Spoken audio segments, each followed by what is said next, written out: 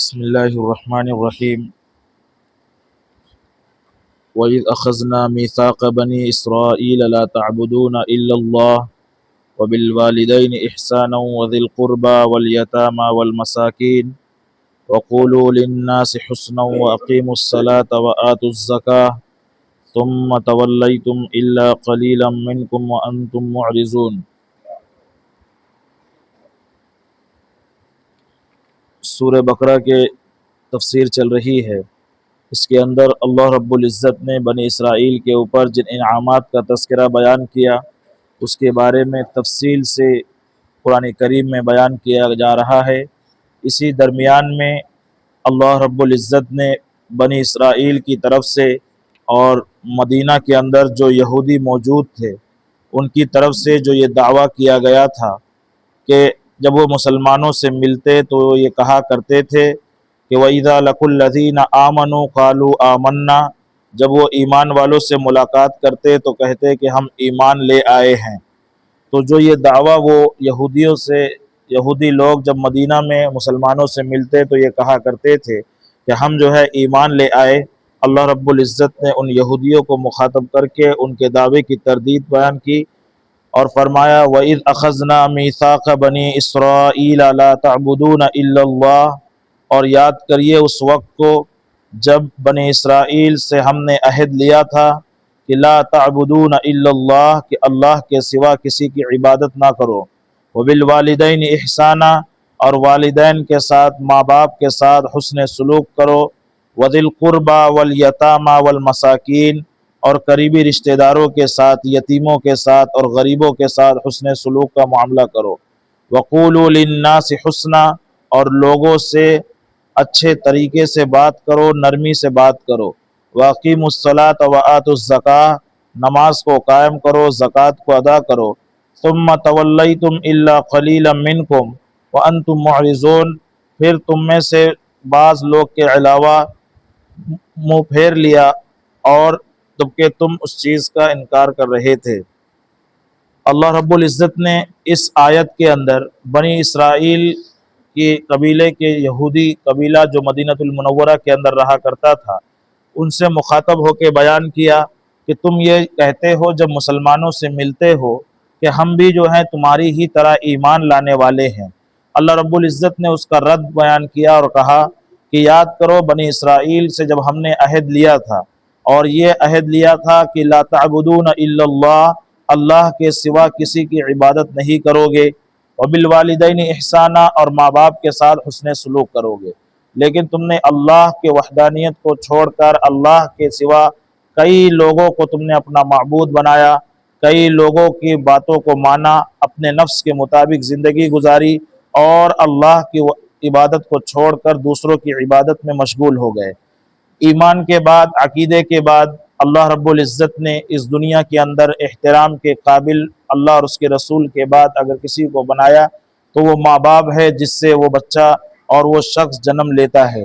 ماں باپ کے بارے میں بیان فرمایا اور یہ بھی عہد بنی اسرائیل سے لیا تھا کہ وبالوالدین احسانا، کہ والدین کے ساتھ ماں باپ کے ساتھ اچھا معاملہ کرو، حسن سلوک سے پیش آؤ، ان کی خدمت کرو. لیکن اس چیز میں بھی تم نے ان کے اوپر ظلم کیا. وذی القربى، اور قریبی رشتہ داریوں کے ساتھ حسن سلوک کا معاملہ کرو. والیتامى والمساکین، یتیموں کے ساتھ، مسکینوں کے ساتھ حسن سلوک کا معاملہ کرو. یہ عہد اللہ رب العزت نے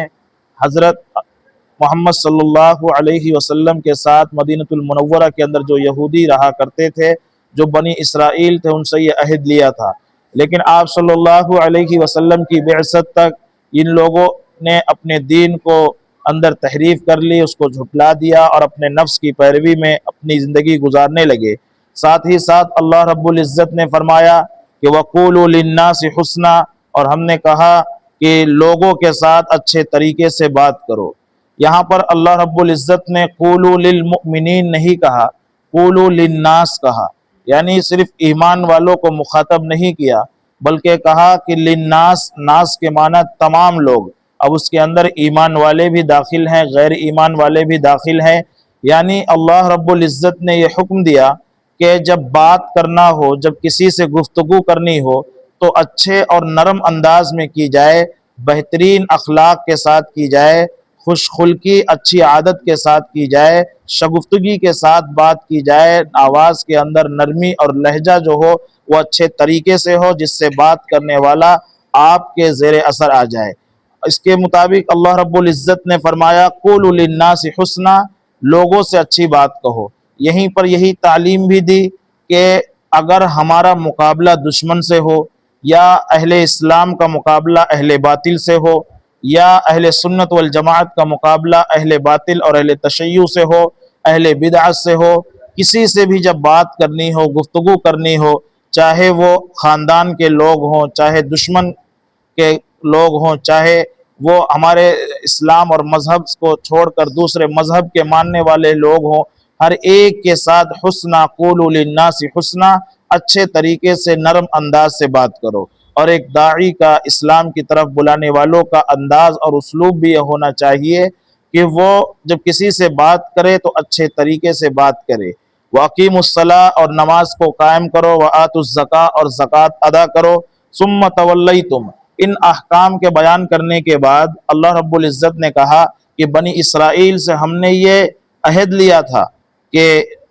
اللہ کے ساتھ کسی کو معبود نہ بنانا، یعنی وحدانیت کا، توحید کا، اور ماں باپ کے ساتھ اچھا سلوک کرنا، قریبی رشتہ داروں کے ساتھ، یتیموں کے ساتھ، مسکینوں کا خیال کرنا، لوگوں سے اچھے طریقے سے بات کرنا، نماز کی ادائیگی کرنا، زکوٰۃ کو اس کے وقت پر ادا کرنا۔ ان تمام چیزوں کے عہد لینے کے بعد اللہ رب العزت نے بیان کیا کہ ثم تولیتم الا قلیلا منکم وانتم معرضون، کہ تم نے سے بعض لوگوں کے علاوہ سب لوگ جو ہے اس چیز سے پھر گئے، منہ موڑ لیا اور اللہ رب العزت کی نافرمانی کرنے لگے۔ تو جو دعویٰ بنی اسرائیل نے اور ان کے قبیلے نے جو مدینۃ المنورہ کے اندر اللہ کے رسول صلی اللہ علیہ وسلم کی ہجرت کے بعد جب مدینہ میں آپ نے اپنا قیام کیا، اس کو اپنا مسکن بنایا، اسلام کی دعوت دینا شروع کی، تو جو اہل ایمان تھے ان سے یہودی کہا کرتے تھے کہ آمنو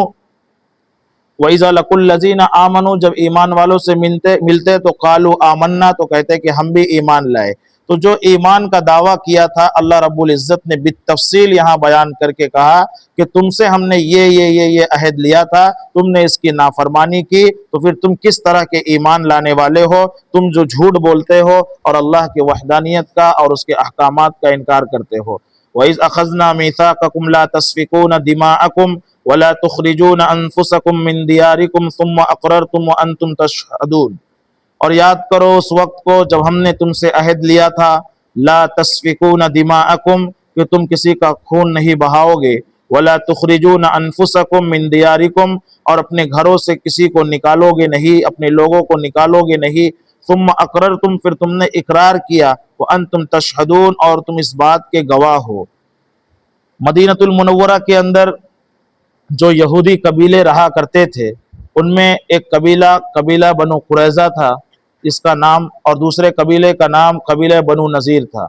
حضرت سلیمان علیہ السلام کے انتقال کے بعد اسرائیل جو ہے، جو یہودیوں جن کو یہودی کہا جاتا ہے، یہ دو گروپ میں تقسیم ہو گئے، اور جن میں سے ایک کو اسرائیل کہا جاتا تھا، دوسرے کو یہودیہ کہا جاتا تھا۔ تو ان دونوں کے درمیان دشمنی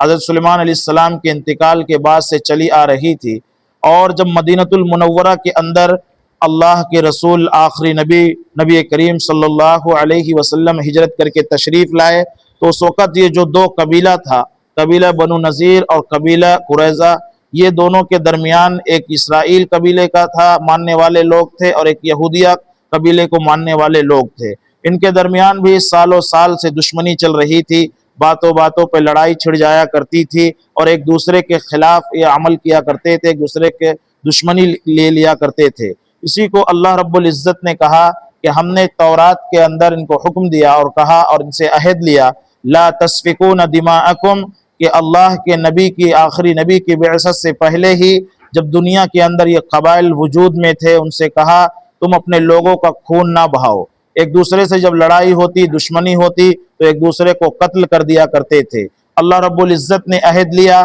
لا تسفکون دماءکم، خون نہ بہاؤ، ولا تخرجون انفسکم من دیارکم، اور اپنے لوگوں کو تم اپنے گھروں سے نہ نکالو، ثم اقررتم، تم نے اس چیز کا اقرار بھی کیا، وانتم تشہدون، اور تم اس چیز کے گواہ بھی ہو۔ ثم انتم ہؤلاء تقتلون انفسکم، پھر تم کو کیا ہوا کہ تم نے جو ہے تقتلون انفسکم اپنے ہی لوگوں کو قتل کیا، وتخرجون فریقا منکم من دیارہم، اور تم میں سے ایک گروہ کو ان کے گھروں سے نکال دیا، تظاہرون علیہم بالاثم والعدوان، ان کے اوپر ظلم، گناہ اور زیادتی کے ذریعے ظلم کیا، وَإِن يَأْتُوكُمْ أُسَارَىٰ، اور اگر وہ تمہارے پاس قیدی بنا کر لائے جاتے، تفادوہم، تو تم ان کو فدیہ دے کر چھڑا لیتے، وَهُوَ مُحَرَّمٌ عَلَيْكُمْ إِخْرَاجُهُمْ، اور وہ حالانکہ تم پر ان کا اپنے گھر سے نکالنا ہی حرام تھا۔ أَفَتُؤْمِنُونَ بِبَعْضِ الْكِتَابِ وَتَكْفُرُونَ بِبَعْضٍ، کیا تم کتاب کے یعنی تورات کے بعض احکامات پر یقین رکھتے ہو، ایمان لاتے ہو، وَتَكْفُرُونَ بِبَعْضٍ، اور بعض چیزوں کو جھٹلا دیتے ہو، اس کا انکار کر دیتے ہو، فَمَا جَزَاءُ مَن يَفْعَلُ ذَلِكَ مِنكُمْ إِلَّا خِزْيٌ فِي الْحَيَاةِ الدُّنْيَا،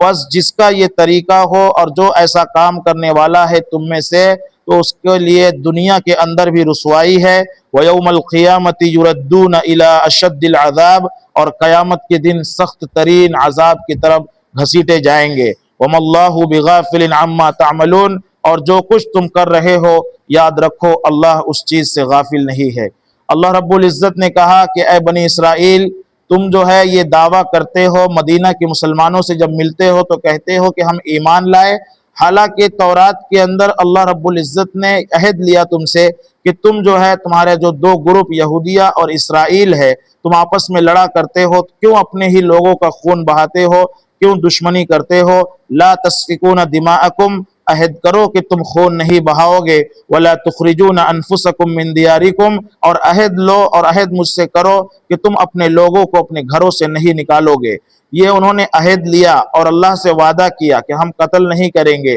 ہم جو ہے خون نہیں بہائیں گے، ہم اپنے لوگوں کو اپنے قبیلے سے دربدر نہیں کریں گے، اپنے گھروں سے نہیں نکالیں گے، لیکن اس عہد کے کرنے کے باوجود اللہ کی نافرمانی کی اور تقتلون انفسکم، اپنے ہی لوگوں کو قتل کیا، تخرجون فریقا منکم من دیارہم، ان کے گھروں سے ان کو نکالا اور ظلم کر کے، گناہ کا کام کر کے اور زیادتی کر کے ان پر ظلم کیا، یہ اللہ کے حکم کی نافرمانی کی۔ تو اللہ نے کہا کہ پھر تم کہاں سے ایمان والے بندے ہوئے؟ جب اللہ کوئی حکم دیتا ہے تم اس کی نافرمانی کرتے ہو، جب تم سے کوئی عہد لیتا ہے تو تم عہد شکنی کرتے ہو، عہد توڑ دیتے ہو، تو تم کس زبان سے اور کس حال سے اپنے آپ کو ایمان والوں میں شامل کرتے ہو؟ وَإِن يَأْتُوكُمْ أُسَارَىٰ، اور حال یہ کہ جب تمہارے یہ لوگ جو دشمن قبیلے کے بھی لوگ ہیں، چاہے اسرائیل کے مقابلے میں یہودیہ قبیلے کے لوگ ہوں یا یہودیہ کے مقابلے میں اسرائیل قبیلے کے گروپ کے لوگ ہوں، جب ان میں سے کسی کو قیدی بنا لیا جاتا،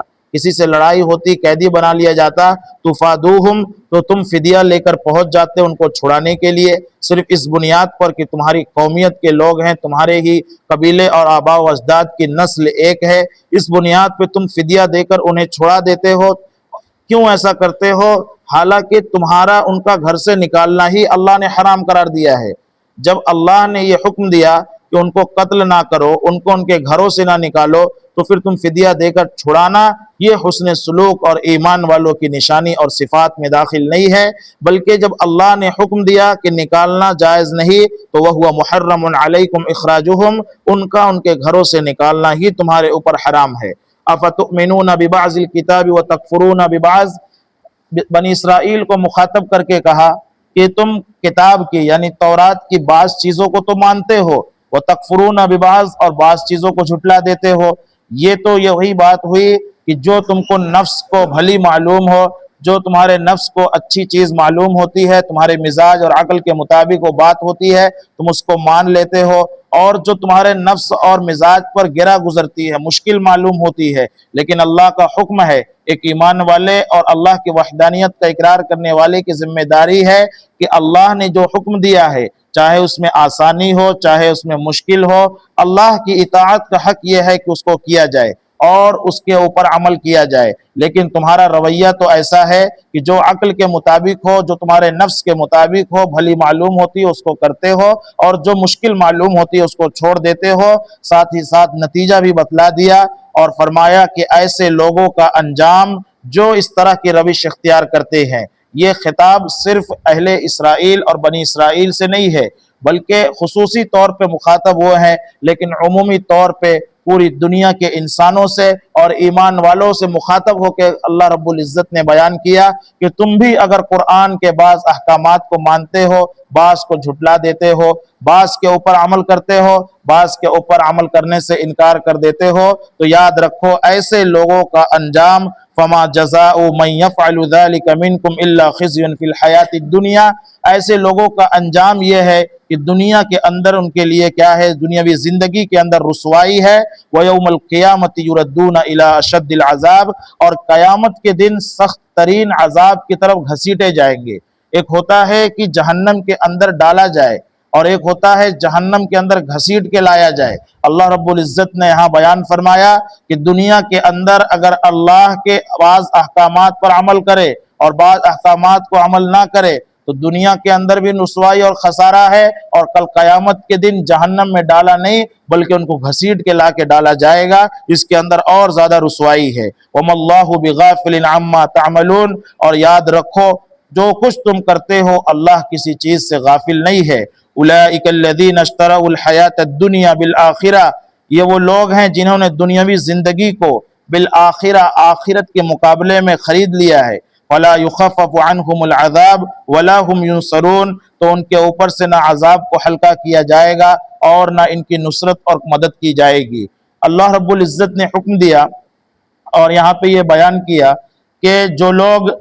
نفس کے مطابق زندگی گزارتے ہیں، اپنی نفسانی خواہشات کے مطابق، اپنی عقل کے مطابق، اپنی منفعت اور اپنے فائدے کے مطابق زندگی گزارتے ہیں اور شریعت کا پاس و لحاظ نہیں کرتے، ان کو یہ فکر نہیں ہوتی ہے کہ میں جو یہ کام کرنے جا رہا ہوں شریعت کا حکم اس کے اندر کیا ہے، صرف اپنی منچاہی زندگی اور اپنے نفس کے مطابق اس عمل کو کرنے لگتے ہیں، تو انہوں نے ایسا کام کیا کہ آخرت کے مقابلے میں دنیاوی زندگی کو ترجیح دی، اور دنیا کے فائدہ اٹھانے کے لیے، دنیا کی کچھ چیزوں کو حاصل کرنے کے لیے، دنیا کے اندر کچھ چیزیں پانے کے لیے انہوں نے آخرت سے سودا کر لیا دنیاوی زندگی کو۔ گویا ان کی مثال ایسی ہے کہ انہوں نے دنیاوی زندگی کے ذریعے دنیاوی زندگی کو اپنا کے آخرت کے مقابلے میں انہوں نے اللہ سے خرید اور بیع کی، اور جو ہے انہوں نے دنیاوی زندگی کو آخرت کے مقابلے میں ترجیح دی۔ اللہ رب العزت نے ان کا انجام بیان فرمایا کہ لا یخفف عنہم العذاب،